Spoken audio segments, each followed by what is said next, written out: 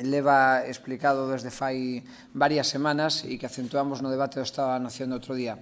Estou me referir a un encontro que haberá hoxe entre representantes do Goberno da Comunidade Autónoma de Galicia, de Asturias e de Castela e León para falar do corredor atlántico. Benvidos, señores do Partido Popular, a unha estrategia de infraestructuras ferroviarias. Benvidos á cordura, benvidos á estrategia de país, benvidos e benvidas a pensar en clave de país dentro do contexto ibérico e dentro do contexto europeo. Xa iba sendo hora. En Marea leva denunciado nas últimas semanas, e o fixemos moi claramente no debate sobre o Estado da Nación, que a irrelevancia política da maioría absoluta de Núñez Feijóo nos estaba deixando a todas e a todos fora do debate sobre as infraestructuras do conxunto do Estado e con relación a Europa e particularmente con relación ás infraestructuras ferroviarias. E unha mostra que en Marea dixo explícitamente nese debate foi a que, por exemplo, o corredor atlántico, nada máis e nada menos que o corredor atlántico, quedaba completamente excluído e excéntrico os intereses ferroviarios do noso país, a pesar de que a costa atlántica galega é prácticamente a única ou a parte significativa de costa española que ten este océano. Ben, pois, despois desas críticas que acentuamos nas últimas semanas e no debate do Estado da Nación, agora parece que o Goberno Núñez Feijóo se avén a falar deste tema. Nós xa o dixemos, non era acorde cos nosos intereses un corredor como estaba concebido o Atlántico, que nos deixaba excluídos completamente tanto a nivel de mercadorías como de pasaxeiros da conexión con Europa. Non pode ser que a concepción do corredor Atlántico seña Lisboa-Madrid obviando completamente Galicia. A nos parecenos que é moi oportuno falar de todo isto. Nos trouxemos durante toda a temporada pasada e volvemos a traer nesta temporada política ao Parlamento esta mesma cuestión. Creemos que é necesario falar disto e debatelo, e desde logo aprobar resolucións que despois non queden no caixón, porque senón así tampouco vale de nada. Aínda así, a nos parecenos que o que se vai facer hoxe é necesario, pero é insuficiente. É insuficiente porque é necesario falar tamén do corredor cantábrico, e isto é algo do que Feijóo solamente falou casi levado polas orellas, cando non lle quedou máis remedio, cando as propias comunidades autónomas cantábricas reclamaban un corredor que, pois da mesma maneira que se está facendo agora co Transmediterráneo, seña capaz de vertebrar a parte norte de toda a Península Ibérica e dar salida de mercadorías e de viaxeiros cara a Europa, que é o que necesita o noso país con visión estratégica. Necesitamos, nun mundo intercomunicado, relacionarnos co conxunto de Europa e a salida das mercadorías por Europa por medio da vía cantábrica. Vía cantábrica, por certo, que tamén está esquecida completamente en relación ao actual sistema FEBE, que podría estar conectando perfectamente desde a Coruña e desde Ferrol toda a costa galega con relación ao resto da costa do norte do Estado, e tampouco está sendo, e non está sendo pola deixadez única e exclusivamente do Goberno de Núñez Feijóo, que podería influir nos orzamentos xerais do Estado xa o ano pasado para revitalizar a liña de FEBE e non o fixo. Creemos, ademais, que é necesario falar dunha articulación de mercadorías no conxunto do noso país. O Porto Seco de Monforte ten que ser o grande centro logístico de mercadorías que chegan por Porto e, sin embargo, non está comunicado en ningún caso dos portos galegos. E máis, o Porto Seco de Monforte está seco por completo de mercadorías. É un enorme páramo que non está servindo para o que tiña que ser unha vertebración ferroviaria do noso país. Seguimos agardando pola conexión dos portos exteriores, a pesar do anuncio que se fixo outro día. Hasta agora vimos cantidades que son ridículas para poder levar a cabo a materialización do que tiñan que ser uns investimentos claves que tiñen que estar planificados xa antes da construción da infraestructura portuaria. O Porto de Vilagarcía segue tamén tendo enormes deficiencias neste sentido, e creemos que disto hai que falar. Tamén sería necesario falar, e o dixemos tamén no debate do Estado da Nación do outro día, a liña ferroviaria Coruña, Lugo, Ourense non abonda con electrificala. Ahora hai un compromiso de electrificación que se produce sin modificación de ningún tipo de trazado, o que significará que entre Lugo e Ourense non se vai poder aumentar a velocidade, porque non se fan modificacións no trazado, únicamente se electrifica. Creemos que iso é unha torpeza, empezase a casa polo lousado, cando o que debería de falarse sería creación de variantes de trazado para posteriormente electrificalo. E, finalmente, con relación ao propio eixo atlántico, é necesario que a conexión de Vigo con Porto seña unha realidade ao máis pronto posible. Cremos que a Eurorrexión é para nós tamén un espacio de encontro e non única e exclusivamente como pretende facer o goberno de Núñez Feijóo na relación co cuadrante noroeste español, que non peninsular, excluindo precisamente a Eurorrexión. Nos cremos que a sinerxia económica, social, que se dá co norte de Portugal de dar lugar a que, polo menos esta vía, seña de carácter preferente a hora de establecer unha estrategia ferroviaria.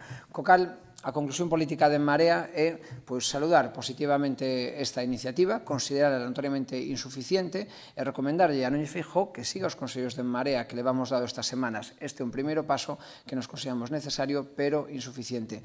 Benvidas e benvidos, así e todos, a unha estrategia ferroviaria para o noso país. Se queren comentar algunha cuestión.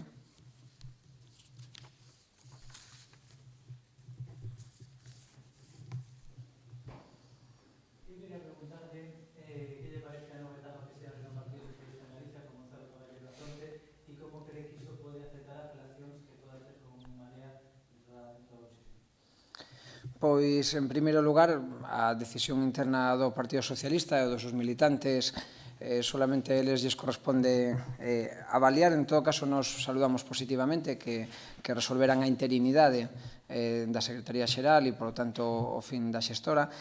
Para nós o relevante é ter unha interlocución co Partido Socialista que nos permita chegar a acordos en asuntos que son de interese para todo o país. A semana pasada, no debate sobre o Estado da Nación, En Marea fixo unha apelación, unha chamada ao diálogo entre as forzas da oposición parlamentaria, por tanto, interpelando tamén directamente ao Partido Socialista, en dous planos. En primeiro lugar, en relación a determinados proxectos de lei que estaban en riba da mesa, ou determinadas cuestións políticas que estaban en riba da mesa, que nos parecían moi graves e onde as maiorías sociais creemos que non se corresponden para nada ca maioría parlamentaria do Partido Popular. Onte mesmo, pola tarde, en Monforte, houve unha multitudinaria manifestación en defensa da sanidade pública e en contra do desmantelamento da área sanitaria de Monforte, igual que da área sanitaria da Mariña, do Barco e do Sanés. Cremos que aí, e aparte o constatamos onte, está acudindo moitísima xente que votou o Partido Popular fai un ano e que agora está defraudada porque ese voto está valendo para desarticular un sistema sanitario público de proximidade. E esa xente defraudada necesita unha alternativa e necesita que esa alternativa se visualice como unha sola voz como pasou onte. Por iso nos cremos que en temas como a sanidade, en temas como a ordenación do territorio, contra os proxectos megamineiros como que se cernen agora ca lei de depredación de Galicia, esa mal chamada lei de emprendemento e fomento das empresas en Galicia, que realmente é unha verdadera depredación do noso territorio, requiren un encontro de todas as forzas políticas parlamentarias, igual tamén que na estrategia do ensino. Estuvemos durante todo o ano pasado reclamando a derogación da LOMCE, reclamando un ensino de calidade e unha estructuración de todo o sistema que non exclúa nin o medio rural e que non deixe a escola pública en inferioridade de condicións que con relación á escola privada, e cremos que nestes tres temas, por exemplo, debe de haber un entendemento claro non solamente na rúa, sino tamén no Parlamento entre os grupos da oposición. Creo que aí poderíamos encontrarnos co PSDG. E no segundo plano, que tamén En Marea anunciou a semana pasada, unha oferta de colaboración, de pacto leal, horizontal e en condicións de igualdade para o proceso que no conxunto do Estado se nos ven en riba. Nos creemos que é necesario un encontro de todos os espazos políticos, democráticos, alternativos ao Partido Popular para construir unha nova maioría fronte ao Partido Popular no conxunto do Estado. E o PSDG, como unha organización política que ten representación tamén no Parlamento do Estado por medio do PSOE, debería de tomar cartas no asunto e agora que ten un novo secretario xeral, debería de pronunciarse tamén sobre ese tema.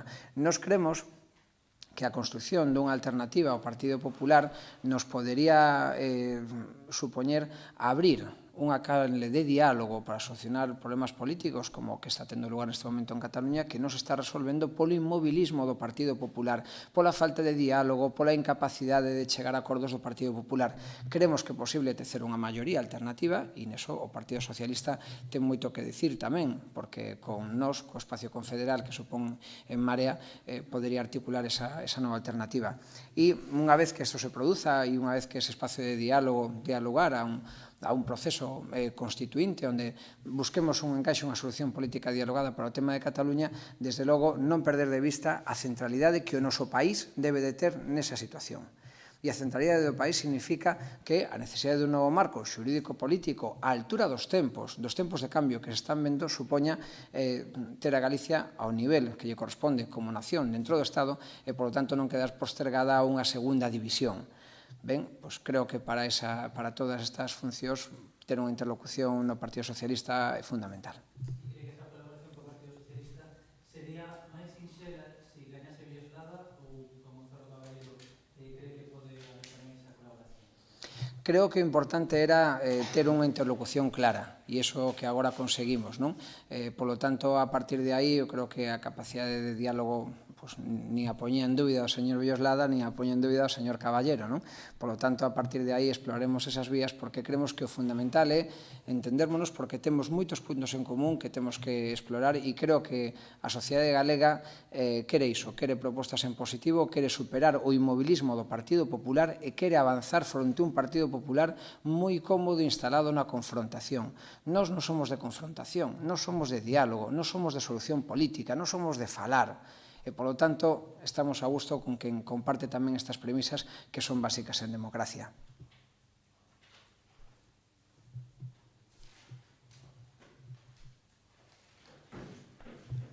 Moi ben, pois moitas grazas. Bos días.